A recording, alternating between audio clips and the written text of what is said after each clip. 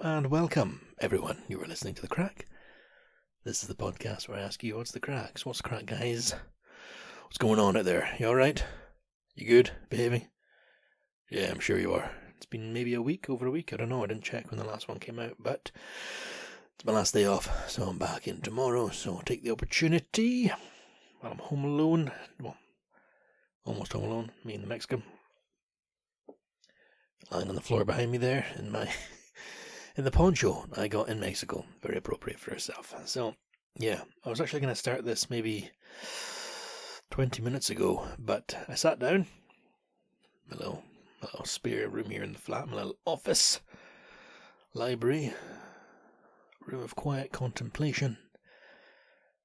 It's a tiny little cluttered room that I sit in, but I sat down to do this, and I didn't even hear her coming. Usually I hear the little pause on the floor, but no, sat down and I felt the pause on my leg. She was standing up on her hind legs, like reaching up. Louise, what? I need to go outside. Alright, cool. If she needs to go outside and pee, I'm not gonna, no. Alright, cool. So we took her downstairs and I put her wee harness on. She doesn't wear a lead, she wears a harness. She's a lady. And looked at the window. There's a bunch of schoolgirls in the car park. My flat's by a school, where the parents come to pick them up. They park in the car park outside the flat. Right, I'm not going to go out right now because, you see, Chica's very social. Chica's the dog, the Mexican. She's a very social creature, and if she hears people, I say social, she's nosy as fuck. I think she's heard people outside, and she's, oh, what's going on? I want to see. I'll go tell the big guy that I got a piss.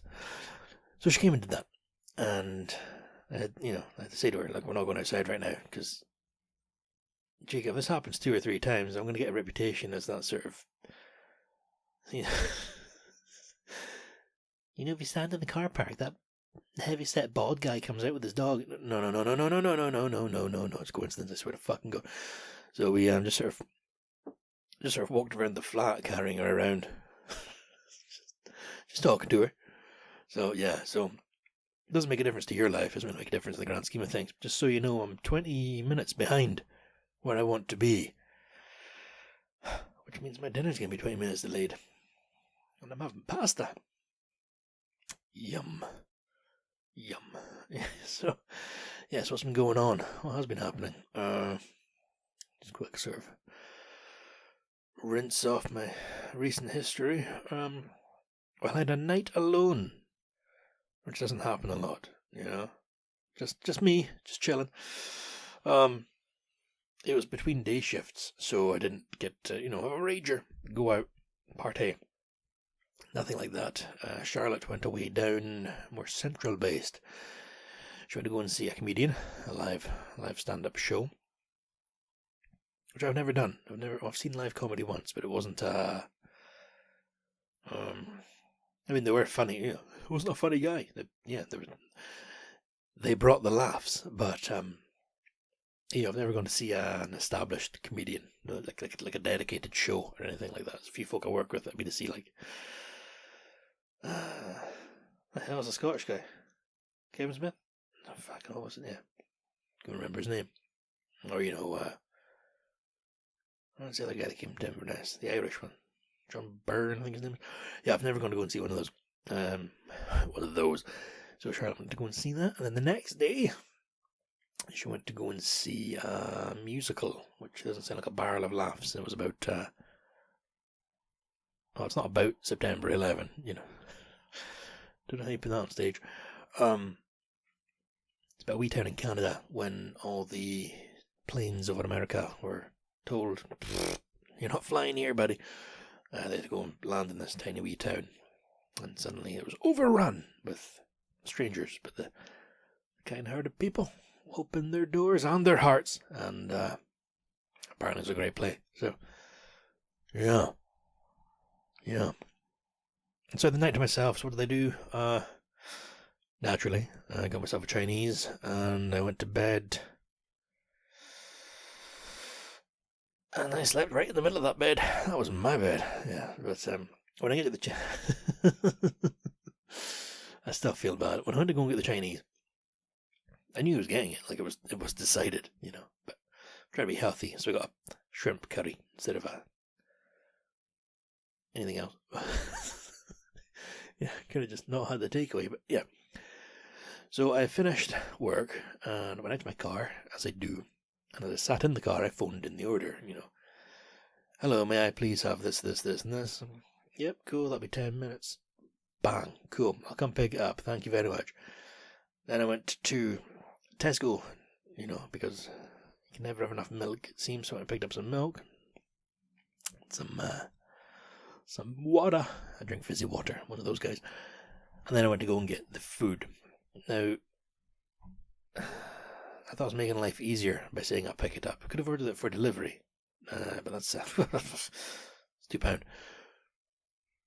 And the Chinese, depending on what way I drive, arguably everything is on your way home depending on what way you drive. But there are, there's more than one way I can go. So the way I went, it was on my way home. So I got it to pick up, and I did that.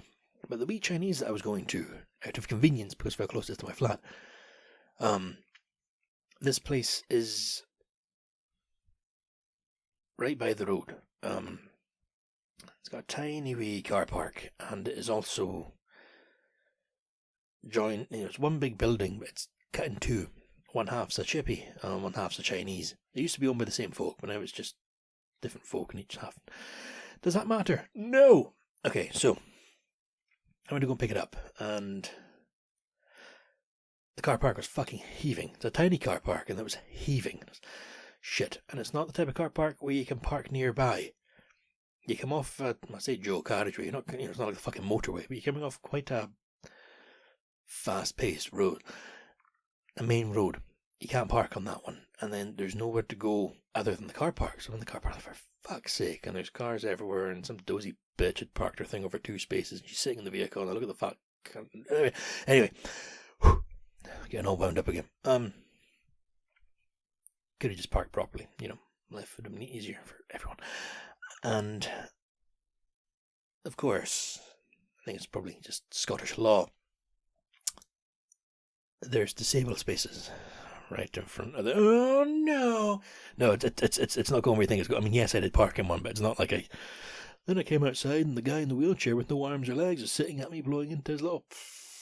He wheeled up. No, nothing like that. So there's a work van, like a big. I don't know what it was for. Radio communications. It's like a big colourful van. He'd had to park at an angle because of how busy the car park was and because of the way some other folk had parked. But he was over one disabled space, and maybe he was just disabled and he parked that way. But he was over one disabled space, but sticking out at an angle. And there was another car in another disabled space to the right of this van, but they'd left one disabled space empty in between, of which the van had its tail covering a little bit. So me being me in my tiny wee car, knowing that my food would be ready, I thought, right, hang on, let's do this. Made sure my coat was up so nobody could see my work uniform underneath, and I very quickly just sped into this disabled space, handbrake on, engine off, ran out, straight into the Chinese. Hi, order for Lewis. The bag was behind the counter. Here you go, that'll be 20 quid. Tap the card, whoom, back to the car. Got in the car, engine on, reverse just a tiny bit, and the van door opens. And the guy didn't look angry, but the way I'd parked, I had completely pinned this guy into his van. I'm hoping he'd actually ordered his food because, yeah, I parked my car so far forward, this guy had been unable to get out of his van. I was like, oh, fuck, now I feel like a dick.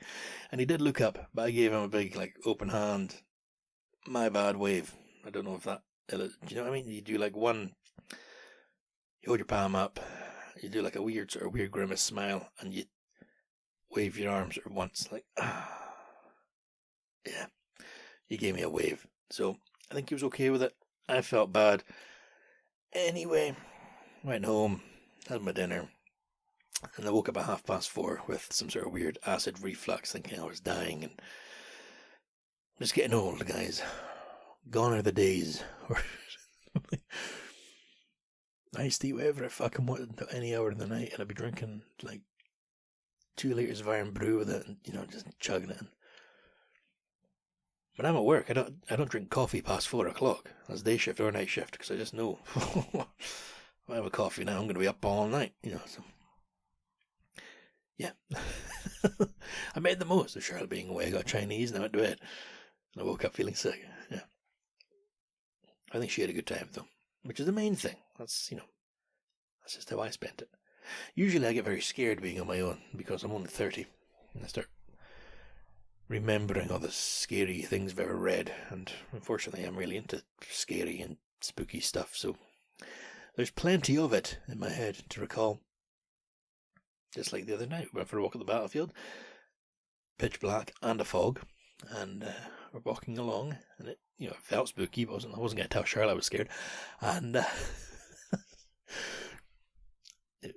obviously in hindsight there was maybe gamekeepers in the field behind where we were walking, with their spotlights, but the fog sort of lit up in a brief whoom as like a light passed through it. Charlotte, what was that? Oh, I don't know, a bird or animal, or maybe it was a ghost.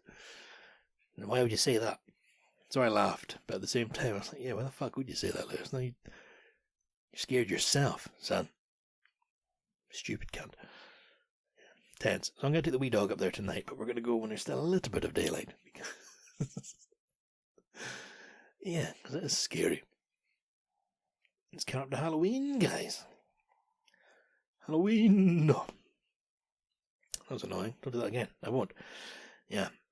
So my dinner tonight, I'm having it a bit earlier because I like to eat as late as I can, but with it being dark, I'm going to go earlier, believe it or not. And having spaghetti and tomato sauce. Holy shit, I don't care. No. There's a reason I'm telling you about this. When Charlotte was down seeing the show, she saw it in Edinburgh. There's this little, I say little, it's huge. It's like an Italian family-owned shop. I don't know, deli. Anyway, she got these fancy, I say fancy, they're just fancy because you don't get them up here, Italian spicy sausages, pork sausages, which a lady at my work had told us about. So we went down last December to see Wicked. We went in there and got some, and we liked them. So Charlotte got us some more. And yesterday I spent, when I say I spent the whole day, I wasn't standing by the pan the whole day, but from the afternoon to about 8 o'clock at night I had this sauce cooking. Fucking banging, guys. Fucking incredible. Okay. I'm going to write it up, to be honest, because it's, I seem to have found the fucking balance for a tomato sauce, because it came out perfectly. You fry the sausages, you take them out, you fry some fucking chopped pancetta that you get in like Tesco, bam, do that in the oil, then you add a couple of onions and garlic, a little bit of basil. What else was there? Put some carrot in there for health. Tin tomatoes, water, a couple of stalks. Put the sausages back in. Let it simmer for hours. It was fucking delicious. Got the wrong pasta though, You'd think after watching the Sopranos a few times, as I have. I do not. But I'm getting there. It was weirded me out in the Sopranos. That's what weirded you out, not the murder or the crime. No, they call, like if they're having spaghetti and a tomato sauce, they call it macaroni and gravy. Some sort of New Jersey Italian-American thing. Get your Sunday gravy, big tomato sauce. Yeah, so genuinely looking forward to my leftover tomato sauce. And the thing, when you make a batch of something like that, a big sauce or a big pan of something, it's better to give it overnight in the fridge because all the bits get to know each other. And then you get the flavour. Yeah, it's fucking tasty. Tasty. Jesus. And then on the subject of cooking, so Charlotte went away on the first day shift, so I was working the next day, and then I did that day shift. I came home, went to bed, as you do at night. Woke up in the morning, and that means I was night shift. So that's right, the whole day to fire around. So what I do is I get up in the morning, have a coffee. I go back to bed around 3 or 4 in the afternoon if I can. So I'll have lunch before that, but I try to have a sort of light lunch, if that makes sense. Now, to really give you an insight to the rock and roll lifestyle I lead, we got a new frying pan, so don't get too excited. And this is a big guy, this frying pan. This isn't just some sort of wee fucking camping, it folds up. No, this guy's big. If you take him on an airplane, he gets his own seat.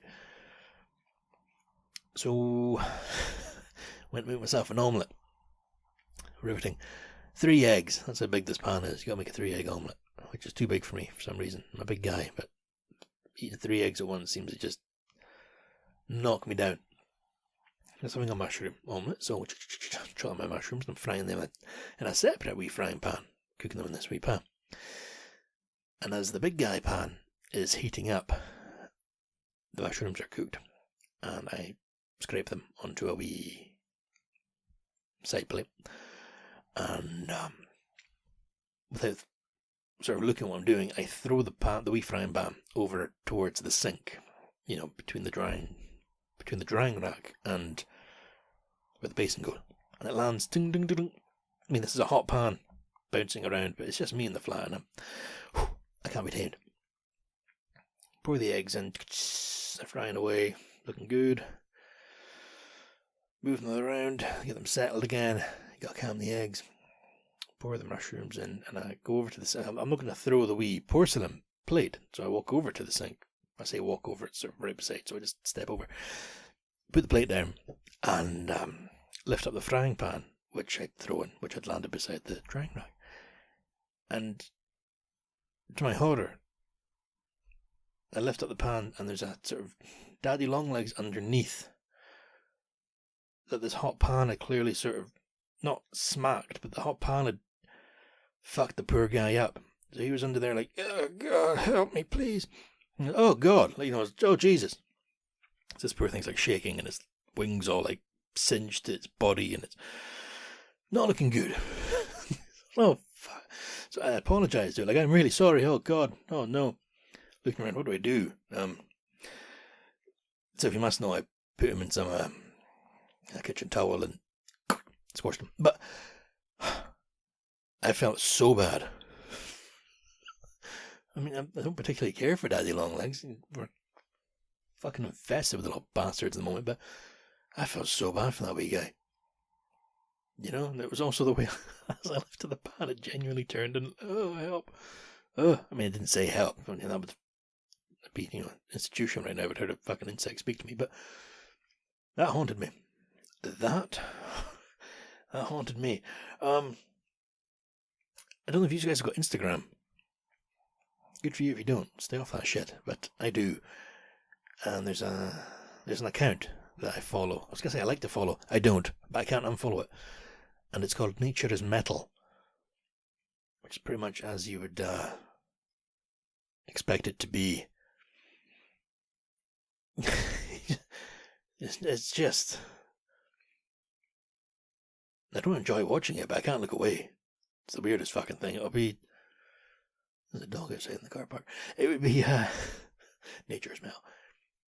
Yeah, it's, I don't know, like footage of safaris, but not nice.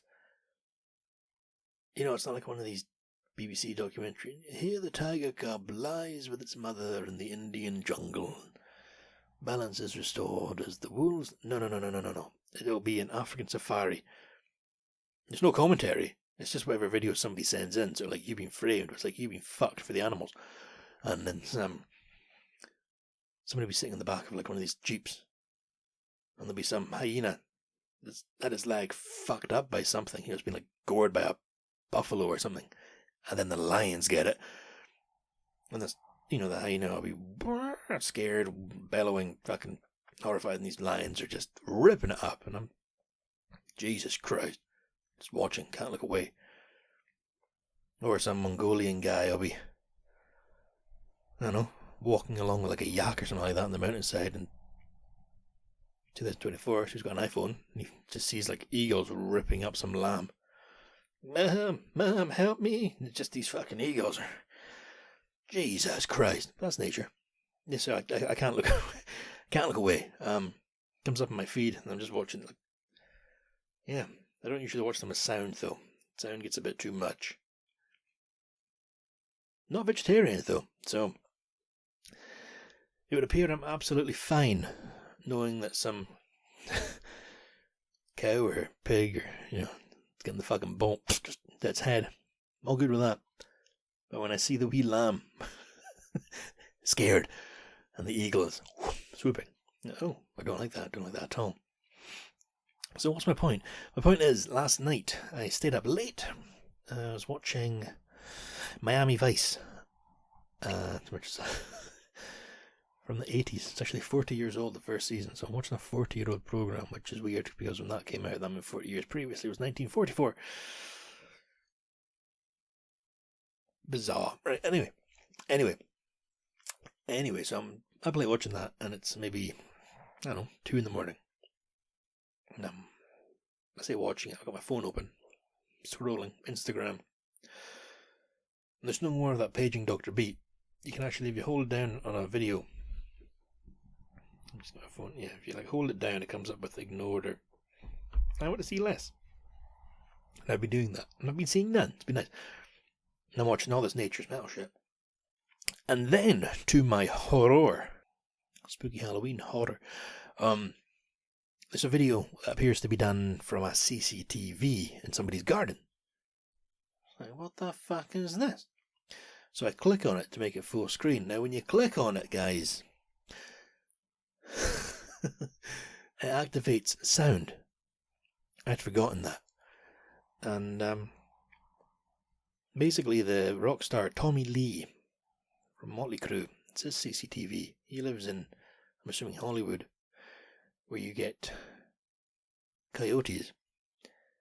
And the CCTV, it's this tiny wee dog by the swimming pool, sniffing around doing what it does, and this fucking coyote comes and takes it away.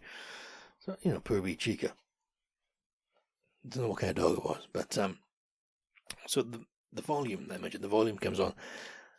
His wife or girlfriend or a woman present sees what's happening, and she just starts screaming, but because of the low quality camera it's like, it picks it up really badly, so it's me sitting at 2 in the morning, just me in the background, you got the cop show and stuff, but then suddenly just a woman screaming comes out of my phone. I fucking shite myself.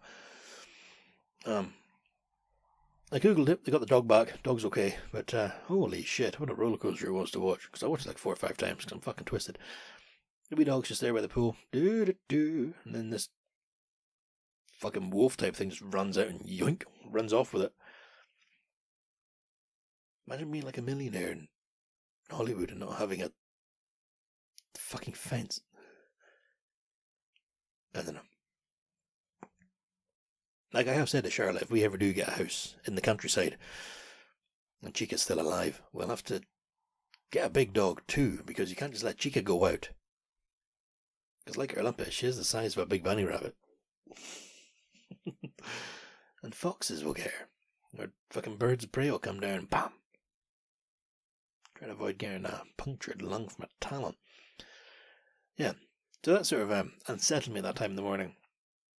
And then I went to bed, because I try to go to bed before 3. Remain, civilized. And went through to the bedroom. Now, what Charlotte does, what Chica does, is if she doesn't get out for a piss, right about midnight or 1, she will wake Charlotte up at like 4. Take me outside. So what I try to do to be a gentleman, stop Charlotte having to get up, is when I come to bed, I'll take Chica out to pee. Sometimes she gets a bit snarly. Just cute, I suppose, because she tries to be scary, but it doesn't really work. But last night, or this morning, depending how you look at it, I say last night. It's actually technically the morning. Yeah, fuck off, alright? It's yesterday until I wake up. Okay? Douche. So I go through to the bedroom, both the ladies fast asleep, but Chica's at the bottom of the bed, and she sort of opens her eyes, like, no, yeah, come on. Alright, so I pick her up, down the stairs, put her on the floor, she does the big stretches, oh, the back legs stick out, it's cute, apparently. And we go outside. It's cold, it's dark, it's a very sudden temperature change up here. Walking along towards the grass, and Chica's, her body language changes. And immediately I'm like, what is it? What's up? Is that a coyote? What's going on? There's nothing there. Alright, cool. We keep creeping along. Get to the grass. She does her business. Just a tiny little piss. And I look up and there's a cat. There's a cat watching us. Quite close by. Maybe 15, 20 feet away. Close. Like, holy shit, I never saw you there. Fuck me, you scared me, you little fuck. But I like cats. So I say, hello, greet it. Good evening. We're walking back to the flat. And Chica, who will bark at a dog a quarter mile away, doesn't like cats. I don't know what's happened. It's because they don't fear her. So we go back to the flat and she keeps looking at it like really anxiously. I'm like, it's okay, don't worry. But it's following us.